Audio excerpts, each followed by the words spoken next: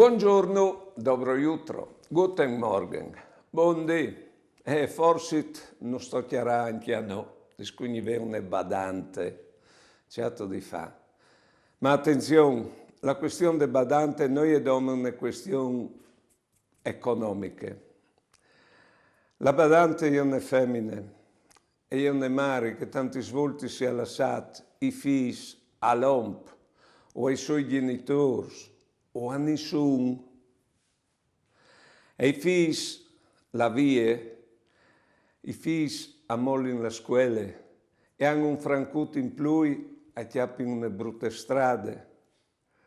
E la badante alla clamin in Ucraina la sindrome Italia.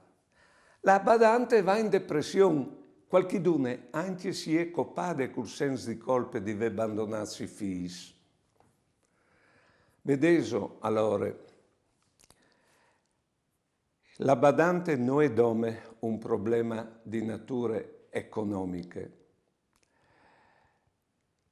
Anche gli sfamei, tanti svolti si dicono, perché è che aveva chiate un omp, la via l'omp ha chiate un'altra femmina. E è tutta una fracassina. Si può dire paiale una roba così.